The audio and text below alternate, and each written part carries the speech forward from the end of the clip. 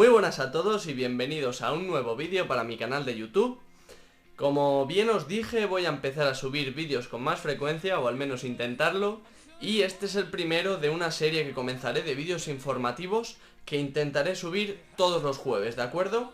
Todos los jueves aproximadamente a la misma hora, pero no sé todavía cuál, ¿vale? A la hora que suba este vídeo, que supongo que será o a las 4 de la tarde o a las 10 de la noche.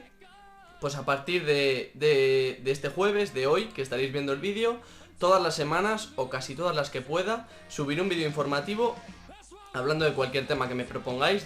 Muchos ya me habéis propuesto bastantes temas y tengo bastantes para tratar, pero aún así son bienvenidas las propuestas y por supuesto que las consideraré tratar en cualquier vídeo.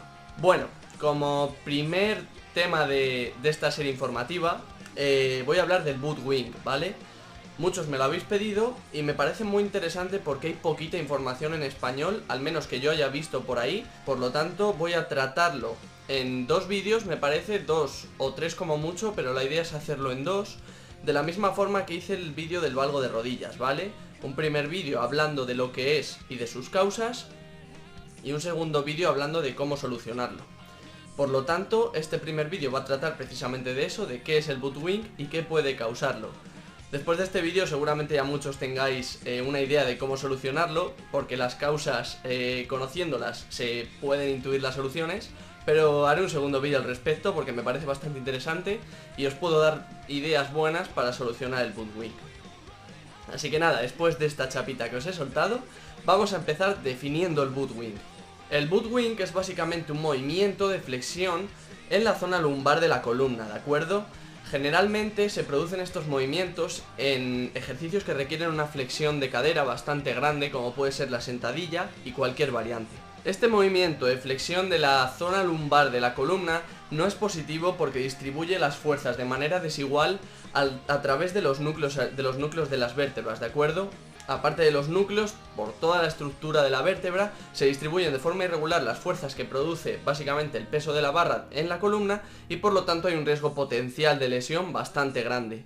Bien sabemos que cualquier flexión de la columna notable durante un movimiento que tiene una carga bastante grande, como puede ser en el peso muerto o en la sentadilla, es potencialmente lesivo y suele aumentar cuanto más aumenta este redondeamiento de cualquier zona, ¿de acuerdo? Este movimiento no sucede en una zona específica de la sentadilla o de la variante de la sentadilla o del ejercicio en cuestión que estemos haciendo, sino que va a depender mucho de los sujetos, ¿de acuerdo? Hay personas que podrán bajar hasta cierto punto pasando la paralela sin hacer Bootwing, pero hay personas que ni siquiera podrán llegar a la paralela, ¿de acuerdo?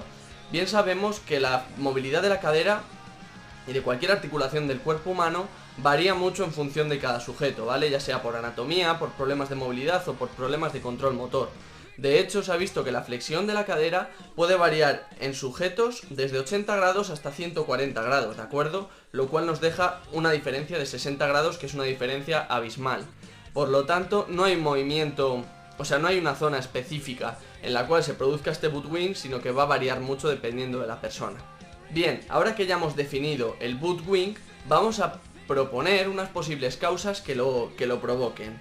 Primeramente, se habla de que puede ser un problema de movilidad. Puede ser un problema de rigidez de los músculos flexores o extensores de la cadera. Bien sabemos que los músculos extensores y flexores de la cadera son, entre otros, el psoas, los isquiotibiales y el recto femoral, ¿vale? Todos esos músculos intervienen en el movimiento de la sentadilla y se hipotetiza que el hecho de tener poca movilidad en esta musculatura puede provocar esta inclinación pélvica, este redondeamiento de la zona lumbar conocido como Bootwing. Bien, tenemos que entender la biomecánica de la sentadilla primero para hablar un poquito de este tema. La sentadilla es un movimiento en el cual nos desplazamos hacia abajo, ¿de acuerdo? Nuestras piernas se doblan, nuestra cadera se dobla e intentamos mantener la columna en una posición estable. Bien, os pondré unas imágenes por aquí que ilustren más lo que voy a decir. Y si pensamos en los isquiotibiales, sí que es cierto que se alargan en la zona de la cadera, ¿de acuerdo? Sí que es verdad que ahí estamos estirando los isquiotibiales. Pero también estamos realizando una flexión de rodilla, con lo cual en esa zona se están acortando. Con lo cual, en la sentadilla, los isquiotibiales no es que modifiquen muchísimo su longitud. No tendría sentido pensar que puede ser por una falta de movilidad o por una falta de flexibilidad en esta musculatura. En cuanto al psoas, por ejemplo, que es un flexor de la cadera bastante potente, aunque ahora mismo se está proponiendo que no lo sea, pero bueno, se supone que el psoas es un flexor de la cadera. Durante la sentadilla tampoco es que se modifique muchísimo su longitud, básicamente porque es un flexor de cadera y lo que estamos haciendo es una flexión de cadera a medida que bajamos, por lo tanto lo que estamos haciendo es acortar el psoas, con lo cual no tiene sentido pensar que sea un acortamiento de esta musculatura. Después también se propone el recto femoral. Bien sabemos que el recto femoral es un músculo biarticular, pero tampoco es que se alargue mucho durante la sentadilla. Le pasa lo mismo que los isquiotibiales, se alarga, al contrario que los isquios, por la zona de la rodilla, pero se acorta por la zona de la cadera. Por lo tanto tampoco sería lógico pensar que la rigidez de esta musculatura podría afectar o determinar básicamente que hagamos butt wing.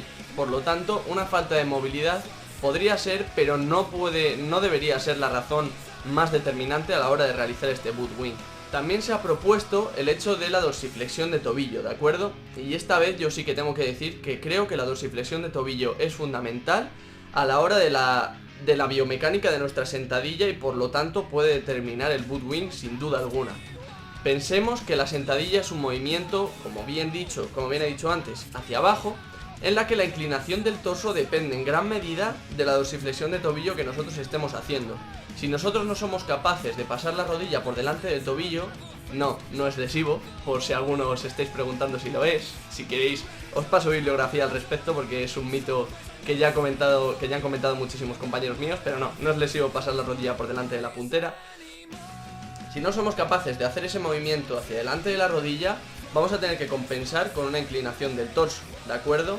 Y por lo tanto, nuestra capacidad de pasar la paralela va a depender en gran medida de otras compensaciones musculares y posturales que hagamos durante el movimiento, entre ellas el butt wing.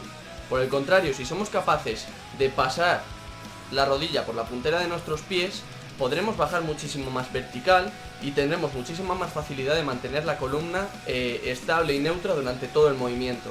Por lo tanto, creo que la dorsiflexión de tobillo es una causa bastante grande de hacer o no butt wing. De hecho, un buen amigo mío, que es Diego Cabañas, al que muchos conoceréis, ha mejorado muchísimo la dorsiflexión de tobillo y su butt wing se ha reducido considerablemente. Por lo tanto, una de las causas para mí sería la dorsiflexión de tobillo limitada o no de cada persona. Tenemos que pensar también en que la sentadilla profunda es un movimiento que no tenemos por qué poder hacer todo el mundo. Las características anatómicas varían muchísimo a pesar de que somos la misma especie, ¿de acuerdo? No es lo mismo el hombro de Jave, por ejemplo, que mi hombro. No podemos tener los mismos rangos de movimiento a pesar de tener la misma movilidad, digamos, porque nuestra cavidad glenohumeral es distinta, ¿de acuerdo? Y nuestra cabeza del húmero es distinta y por lo tanto determinará una amplitud u otra simplemente por choques óseos. Lo mismo pasa en la cadera. Como bien sabéis, la cadera es básicamente una articulación en la cual se engancha la cabeza del fémur en un agujero que se llama el acetábulo, ¿de acuerdo? Esta cabeza del fémur, dependiendo de su anatomía, va a determinar que podamos hacer unos movimientos u otros. Si el acetábulo es muy prominente, pues igual no podemos hacer una flexión de cadera bastante grande, o si la cabeza del fémur no es demasiado pequeña, si es bastante larga, pues igual tenemos más libertad de movimiento.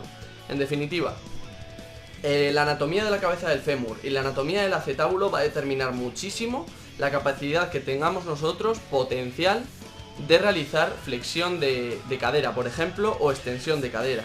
Sí que es cierto que, dada una articulación, podemos mejorar hasta ciertos límites, que eso nos va a determinar la propia anatomía de la articulación, la movilidad de esa articulación.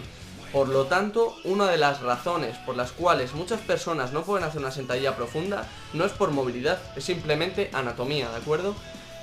Por lo tanto, puede que seas uno de los malafortunados que no puedan hacer sentadilla profunda por mucho que quieran, ¿de acuerdo? Por mucho que mejoren su movilidad. Por lo tanto, segunda causa del butt wing es la anatomía de la cadera. No todo el mundo va a poder hacer una sentadilla profunda de la forma óptima, simplemente porque el choque óseo va a determinar que no lo podamos hacer. Y una tercera razón que me gustaría comentar y que me parece bastante interesante es el control motor. La sentadilla es un ejercicio muy demandante, no solo a nivel muscular sino a nivel neural. Requiere la activación de muchísima musculatura y de la actuación en sinergia de la misma. Por lo tanto, durante la sentadilla, en la articulación de la cadera está influyendo muchísima musculatura, ¿de acuerdo? Entre ella, entre toda esta musculatura influye el glúteo, ¿de acuerdo? Tanto el máximo como el mediano como el menor. Estos tres grupos musculares, o uno solo si lo concebimos como tal, pero sí que es cierto que una buena activación del glúteo, os dejaré el estudio aquí debajo, puede provocar que nosotros tengamos más rango de movilidad articular en la sentadilla, por ejemplo. Por lo tanto, hay que practicar la sentadilla, no queda otra. Básicamente lo que hay que hacer es practicar la sentadilla y tener conciencia de los músculos que se están activando durante ella. Hay que activar apropiadamente los glúteos, hay que activar los abdominales, erectores espinales, cuádriceps y en definitiva una gran lista de músculos que va a determinar o no el hecho de realizar butt-wing, simplemente por descompensaciones, ¿de acuerdo? Ocurre igual en el valgo de rodillas. Muchas veces el valgo de rodillas, como ya comenté en el vídeo que hice, en el par de vídeos que hice al respecto, se produce por debilidad del glúteo medio, ¿de acuerdo? El glúteo medio no es capaz de rotar externamente y de mantener esta rotación externa durante la sentadilla y por lo tanto las rodillas colapsan hacia adentro. Lo mismo puede pasar durante la sentadilla y el butt-wing. Si no activamos la musculatura específica que tenemos que activar durante la sentadilla, seguramente acabemos con descompensaciones y entre ellas puede encontrarse el butt-wing perfectamente. Por lo tanto, vamos a resumir las ideas claves que hemos dicho, porque me parece que he dado bastante información y me parece interesante hacer una conclusión y un resumen práctico acerca del butt-wing. El butt-wing, como hemos comentado, es un redondeamiento de la zona lumbar que se puede producir durante ejercicios que demandan muchísima flexión de cadera, como puede ser la sentadilla y sus variantes.